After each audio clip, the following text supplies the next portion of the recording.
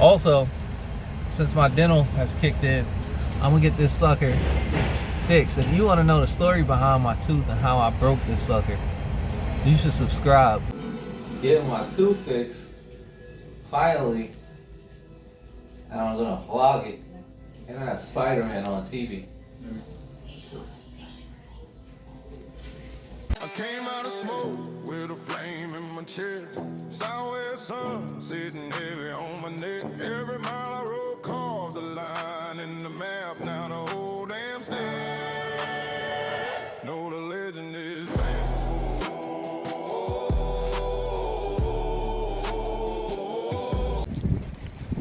So I just left the dentist and I got it fixed, baby. So my smile is back. I look normal now. I don't look messed up.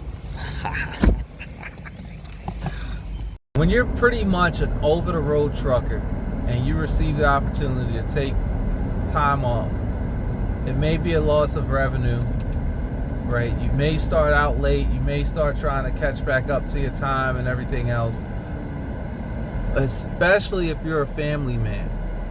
You need to take that opportunity because there's so many things you miss out on. And it affects you in ways that you can't even imagine. It affects the family in ways that you can't even imagine. Like, you don't see it. I was able to play catch outside with my son. You know, I was able to throw the football around with him. I was able to play chess with him. I was able to play chess with my 6-year-old little girl. And, taught her the art of chess. And she was making moves that kind of impressed me, and it threw me off my game. I was like, wow. Even I went back and watched a video of me playing with her, playing chess with her. And I was like, that threw me off so much. I made the move the wrong way that I was fully intending to make in the first place. And still dedicated myself to making the move. Dad? Yes. Why do kids like the age that is bigger than them? Go ahead, keep setting up the board, baby. Does this go here? Yes. And then, where's the other one?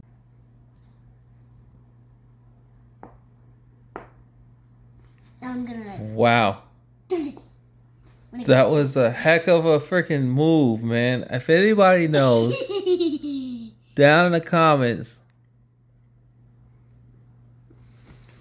exactly what I was going for. I just made the move anyway so I could show y'all the setup of what I was going for. But a 6-year-old stopped it. Yeah. Just being able to take that time off and really develop memories. Because even when you're home for that 34-hour reset, it's just that. It's going to be a 34-hour reset. Right? It doesn't matter how good the company is, how well they treat their drivers. A lot of times they're going to push for that freight. Right? So when I got the opportunity, they said, hey, we know you got stuck out last weekend. Let's send you out on this day instead of the day that you would initially be pushing out. I hopped on it. Yes, thank you. Fully appreciate it. So not only did I spend time with the family, I also went and I got this sucker fixed. I know y'all is judging me on my videos. I know y'all is judging me. But I also owe you guys the explanation for how that tooth got destroyed in the first place. Because I said, hey, if you subscribe, I'll put the story out there. And I think after that, I picked up about 10 new subscribers. Right? We're still at 200. We're trying to run it up to 5. So if you're watching this long, go ahead and subscribe to the channel, please. Let's run it up to 500. We're at 211 right now at the time of me making this video. Now, so the story of what happened to the tooth. Before it was broken, I had a nice, majestic smile. right? But anyway, I'm working with these I-beams. I'm putting these chains down. I'm working with the ratchet binders. One of the ratchet binders wanted to be stubborn and twist around on the chain over and over and over. And I had this WD-40 under the bunk that I was going to grab next, but I wanted to work first. Let me see if I can get this to cinch down first. If not, then I'll go grab the WD-40. Now this ratchet binder consistently would wrap itself around the chain. Alright. I'm going to take the winch bar first. I'm going to take this cheetah bar. I'm going to put it in the hoops of the ratchet binder. And then I'm going to cinch it down. What I did was I let go of that ratchet binder, grabbed for the winch bar, and the second I let go of the ratchet binder, the chain unraveled. The ratchet binder popped up. Ding! Right into the tooth.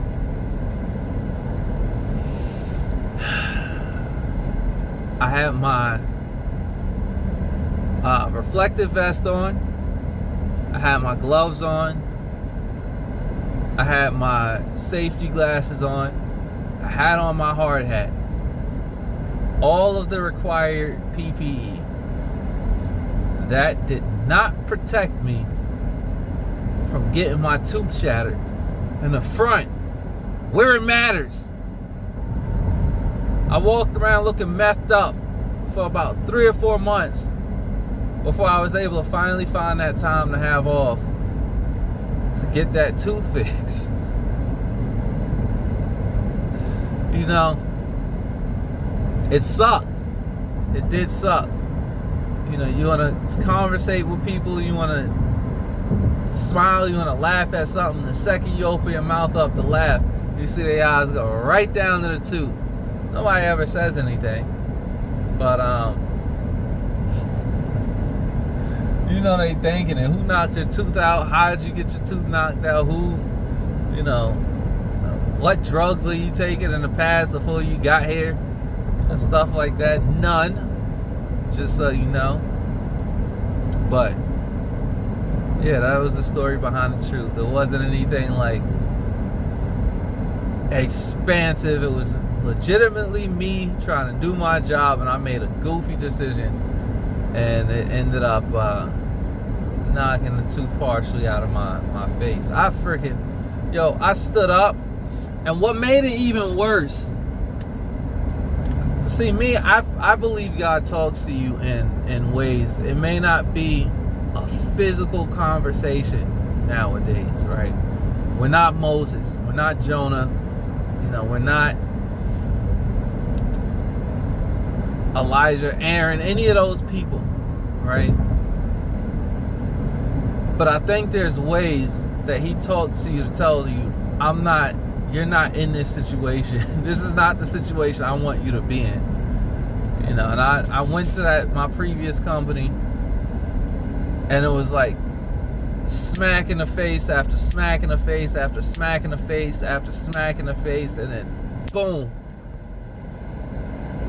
An actual legitimate punch in the face. And it was like, yo, I keep telling you in little ways that I don't want you in this situation in particular. How much more do I have to show you that I don't want you in this situation? And you are consistently, like a masochist, if that's the right word, remaining here. And I'm trying to give you warning sign after warning sign. I'm being nice about it. Leave. And even after that, I stayed and I stayed and I stayed, and I get the results of my own actions. You know what I mean? The product of my own actions. When I laid in my bed, I had to sleep in. Because I consistently, it reminds me of that story where man was on a ship, his ship sank, and he kept saying, hey God, like, I need you to get me out this water so I don't drown, get me out this ocean so I don't drown. And it was like a massive ship that came, and he was like, no, I'm waiting for God to take me out the water. And they drifted on past. Then it went on down like a little rowboat. And I may be screwing the story up, but y'all get the picture. And he was like, no, I'm waiting for God to take me out the water. Eventually, it came to the point where he's like, why did you never take me out of this water? It's like God had to tell him, yo, are you kidding me? You see, you had the ship come over. You had the rowboat come over. You had the freaking like life jacket.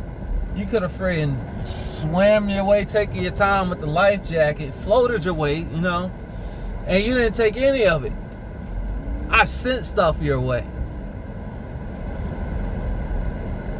And, you know, me being stubborn and saying, I'm going to get this figured out. I'm going to be the like legitimately here. I'm going to be the legend of the Southwest. I'm going to run my hardest. And I just ended up, you know, exhausting myself. Not like I'm doing everything that I'm told to do, plus beyond. And I can't figure out why I'm not getting this to work out. And now you see me at a whole different location, showing that it wasn't me. Yo no sé, Papa, it wasn't me. It wasn't me. I don't know.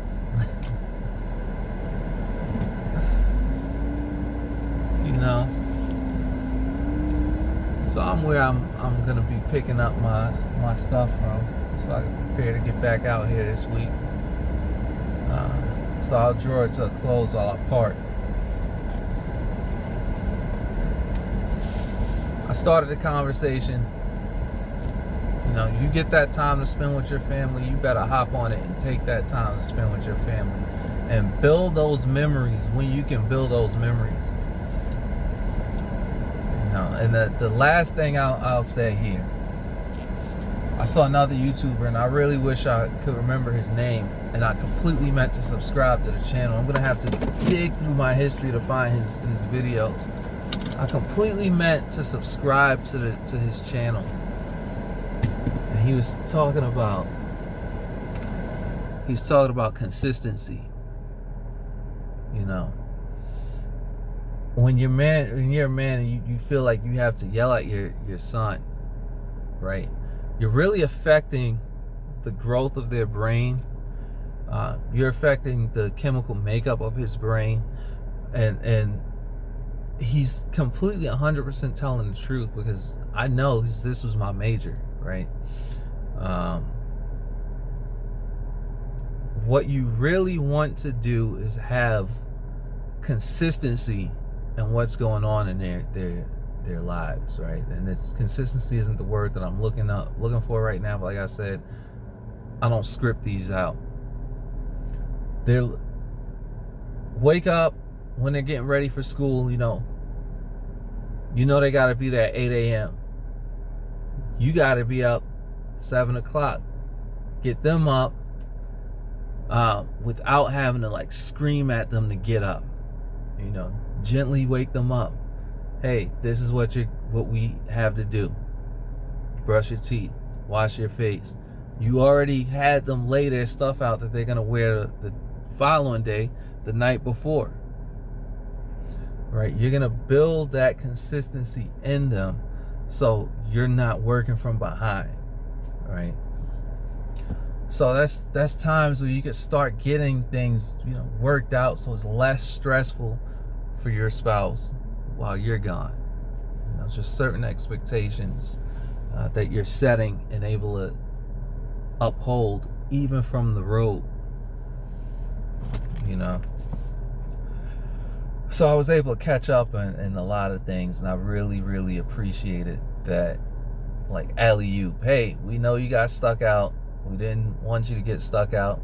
We get you home most weekends, but this is the way we're gonna make this up to you.